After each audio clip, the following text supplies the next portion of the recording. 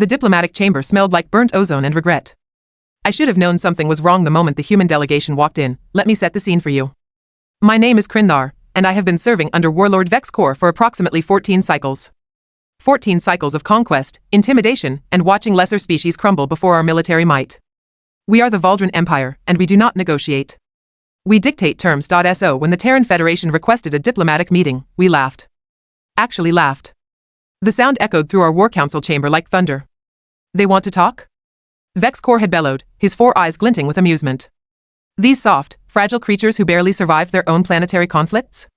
But here is where things get interesting, and trust me, you are going to want to hear this. The human diplomat who arrived was not what we expected. His name was Marcus Webb, a middle-aged male with graying hair and the kind of calm expression that immediately made my scales itch. He wore a simple dark suit, carried a worn leather briefcase, and walked into our war chamber like he was attending a book club meeting. Behind him shuffled an elderly human female. Now, pay attention because this detail matters. This female, introduced as Grandmother Miriam, looked about as threatening as a juvenile sand might. She wore a floral print dress, comfortable walking shoes, and carried a large cloth bag that rattled with unknown contents. Her hair was white, styled in what humans call a bun, and she had the kind of wrinkled face that suggested she had survived many solar cycles. Why? Vex'kor demanded, his voice booming through the chamber. Have you brought your breeding elder to a military negotiation? Marcus smiled. Not a nervous smile. Not an apologetic smile. A knowing smile that should have been our first warning. Grandmother Miriam insisted on coming, he said simply. She wanted to see what all the fuss was about. Vex'kor rose from his command throne, all 3 meters of armored bulk towering over the humans. His battle claws extended with a metallic screech designed to terrify. Around the chamber, my fellow warriors shifted, weapons humming to life. The message was clear. Submit or die. You will listen carefully, human, Vex'kor snarled, leaning down until his mandibles were inches from Marcus's face. Your pathetic federation has 3 options. Surrender your outer colonies immediately. Provide us with 60% of your industrial output for the next century. Or watch as we reduce your homeworld to radioactive dust. Marcus did not flinch. This was already unusual. Most species either ran or wet themselves at this point. Grandmother Miriam, however, made a small disapproving sound. How rude, she muttered, loud enough for everyone to hear. Didn't anyone teach you manners, young man? Young man. She called our fearsome warlord, conqueror of 17 systems, young man. The chamber went silent. Even the ambient hum of our weapons systems seemed to pause. Vex'kor straightened, confusion flickering across his features. What did you say? I said you are being rude, Grandmother Miriam repeated, reaching into her cloth bag. Barging into conversations, making threats, waving those sharp bits around. She pulled out what appeared to be knitting needles and a ball of yarn. Honestly, the youth these days. She sat down on one of our ceremonial benches, completely uninvited, and started knitting. Let me explain something about Valdren military protocol. When you threaten someone, they should respond with fear, anger, or desperate pleading. They should not, under any circumstances, sit down and start a handicraft project. Elder female, I stepped forward, trying to salvage the situation. You do not understand the gravity of these proceedings. Your species faces extinction. Oh, I understand perfectly well, dear, she said, needles clicking rhythmically. My grandson explained everything during the shuttle ride. You are a bunch of bullies who think size and weapons make you important. She looked up, peering over spectacles I had not noticed before. I have dealt with bullies my entire life, sweetheart. You do not impress me. Vex'kor's rage aura flared, turning the air around him crimson. You dare insult me? I have crushed civilizations older than your species. And I raised 4 children, 16 grandchildren, and survived 3 husbands, Grandmother Miriam countered without looking up from her knitting. So we have both accomplished things. Would you like a medal? Marcus was trying very hard not to smile. I could see it in the twitching corners of his mouth. This is your final warning, Vex'kor roared, slamming his fist onto the command console. The impact cracked the reinforced metal. Accept our terms or face annihilation. That is when Grandmother Miriam did something that changed the course of galactic history. She sighed, put down her knitting, and reached into her cloth bag again. What emerged was not a weapon. Not a shield generator. Not some hidden human technology we should have feared. It was a slipper. A house slipper. Soft fabric exterior, probably memory foam interior based on its flexibility, with a floral pattern that matched her dress. I have had enough of your nonsense, she said, standing up with surprising speed for her age, and then, with the accuracy of a trained sniper and the casual indifference of someone who has done this countless times before, she hurled the slipper across the 15-meter chamber. Time seemed to slow. We watched, transfixed, as this absurd projectile spun through the air. It rotated exactly 3 times, maintaining perfect trajectory, and struck Warlord Vex'kor directly in the center of his primary face. The sound was not impressive. Just a soft thwop, but the effect was immediate and catastrophic. Vex'kor stumbled backward, more from shock than impact. His hand flew to his face. His eyes, all four of them, went wide with something I had never seen before: confusion. Pure, absolute confusion. "You," he stammered. "You threw footwear at me." "I did," Grandmother Miriam confirmed, already sitting back down to resume knitting. "And I will do it again if you do not lower your voice and stop being so dramatic. I am a warlord of the Valdren Empire. And I am a grandmother with arthritis and very little patience," she shot back. "Now sit down, stop shouting, and maybe we can have a civilized conversation like adults." The chamber remained frozen. No one knew how to process what had just occurred. In our entire military history, across thousands of battles and hundreds of diplomatic incidents, no one had ever responded to our threats by throwing bedroom footwear at us. Marcus finally spoke, his voice carefully neutral. "Perhaps we should discuss this more calmly. As my grandmother suggests." "Your grandmother assaulted me with a shoe." "Slipper," Miriam corrected. "Different category entirely. And it was a warning shot, so to speak. I have another one, and my aim improves with practice." She did indeed have another slipper. She pulled it from her bag and placed it meaningfully on her lap, hand resting on it like some kind of ancient warrior with a blessed weapon. Vex'kor looked at me, his eyes pleading for guidance. I had none to offer. Our extensive military training covered chemical weapons, psychological warfare, and quantum destabilizers. There was no protocol for geriatric footwear assault. "This is insane," my warlord muttered. "No, dear, this is called setting boundaries," Grandmother Miriam replied. "Now, shall we talk like reasonable beings, or do I need to demonstrate my slipper-throwing technique again? Because I assure you, I have 73 years of experience, and I never miss." The silence that followed was possibly the most uncomfortable moment of my entire military career, and I once had to negotiate with a hive mind that communicated through interpretive dance. Vex'kor stood there, still holding his face where the slipper had made contact, looking between the elderly human female and her grandson with an expression I can only describe as existential crisis mixed with wounded pride. "You cannot be serious," he finally managed. "This is a joke. Some kind of human psychological tactic." "Do I look like I am joking?" Grandmother Miriam asked, adjusting her spectacles. The second slipper remained ominously positioned on her lap. "Marcus is dear, would you be a lamb and fetch my first slipper? The matching set is important." Marcus walked across the chamber, picked up the offending footwear from where it had fallen, and calmly returned it to his grandmother. The entire time, 30 Valdren warriors watched with weapons drawn, utterly uncertain whether they were witnessing an act of war or a domestic disturbance. "Thank you, sweetie." She placed both slippers neatly beside her knitting. "Now then, Mr. Warlord. Let us discuss your absolutely ridiculous demands, shall we? I do not negotiate with beings who throw shoes at me." "Slippers. How many times must I correct you?" She sked disapprovingly. "And you most certainly will negotiate, because the alternative is that I tell everyone in the galaxy what happened here today. Can you imagine? The great Vex'kor, terror of 17 systems, defeated by a 73-year-old woman with house slippers and joint pain." The horror on Vex'kor's face was genuine. Say what you will about Valdren pride, but our reputation matters above almost everything else. The idea of this story spreading through the diplomatic channels was clearly more terrifying than any weapons system. "That is blackmail," I interjected, hoping to assist my commander. "No, honey, that is called leverage," Grandmother Miriam corrected me with a sweet smile. "Different thing entirely. Now sit down, all of you. You are making me nervous hovering like that." Slowly, incredibly, Vex'kor sat down. Then, following his lead, I sat. Then the rest of the honor guard sat.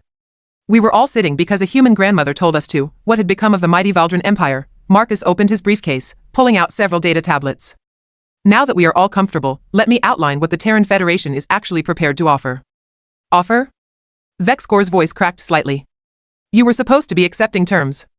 The second slipper twitched in Grandmother Miriam's hand. Vex'kor immediately quieted. "We are prepared to establish a trade partnership," Marcus continued smoothly. "Your empire is vast, but your agricultural systems are inefficient. We have solved food production challenges that your species still struggles with. Additionally, our medical technology, particularly in treating radiation exposure, is significantly more advanced than yours." This was true, though it annoyed me to admit it. Our conquest campaigns left many worlds contaminated, and treating our own soldiers was becoming increasingly expensive. "We also have entertainment media," Marcus added. "Music, films, literature. Cultural exports that could benefit your population's morale. We do not need your cultural contamination," Vex'kor grumbled, but his heart was not in it. "Oh, speaking of culture," Grandmother Miriam interjected, "I brought cookies." She pulled out a container from her seemingly bottomless bag. "Chocolate chip. Made them this morning."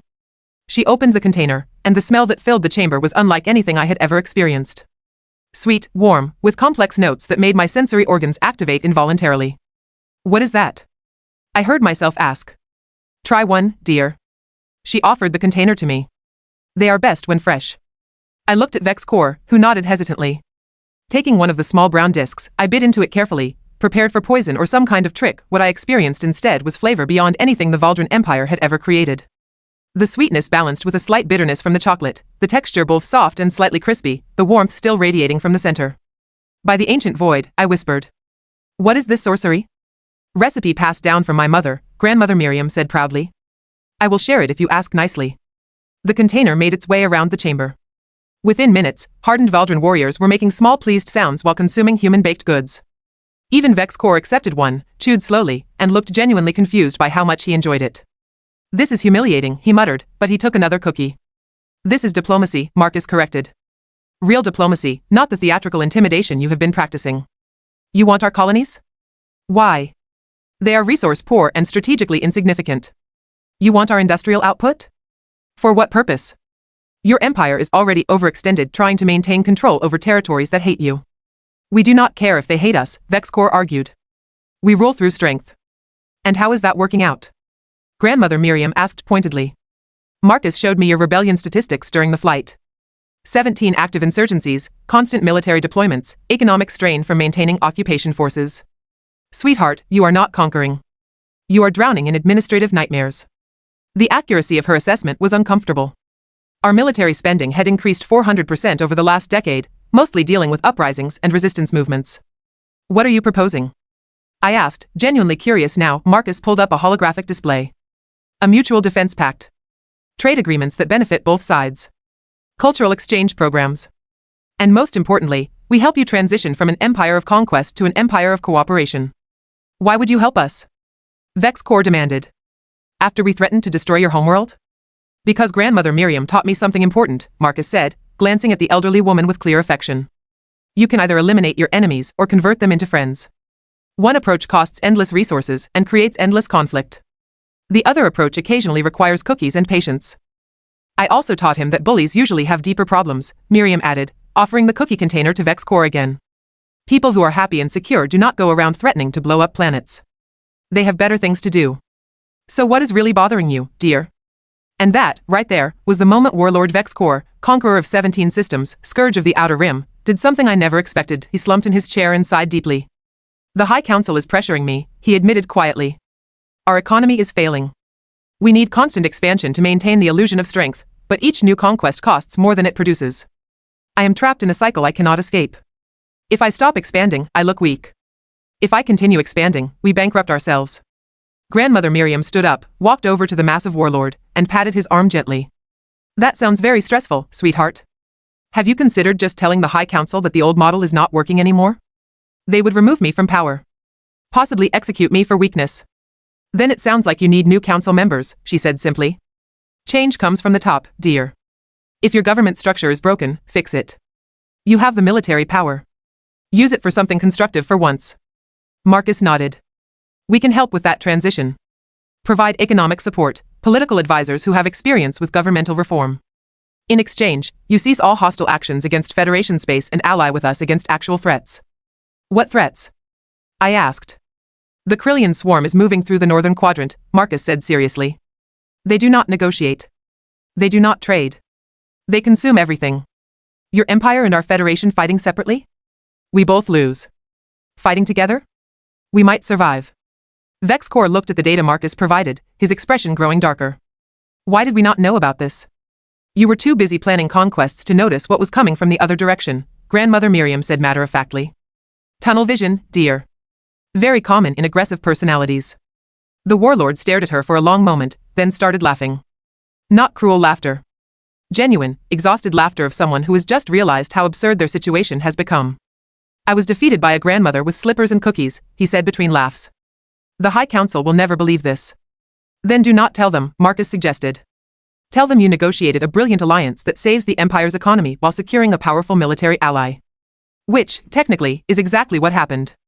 The slipper part can be our little secret, Grandmother Miriam added with a wink. 3 hours later, we had drafted a preliminary alliance agreement. Vex'kor would return to the High Council with terms that made him look like a strategic genius rather than a failed conqueror. The Terran Federation would gain a powerful ally against the Kryllian threat.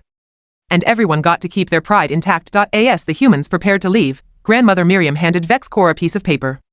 "What is this?" he asked. "The cookie recipe," she said. "As promised. Share it with your people.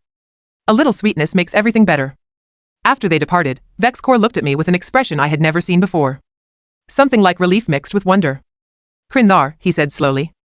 "I think we just learned more about warfare from a civilian grandmother than from all our military academies combined. Sir? Humans do not fight the way we do. They fight with slippers and cookies and making you feel foolish for even wanting conflict in the first place." He paused. "We should never invade their homeworld." "Agreed, sir." "Definitely agreed." The story spread, of course. Despite our best efforts, word got out about the diplomatic incident. But the details remained vague. Most species heard that Warlord Vex'kor had negotiated a stunning alliance with humanity.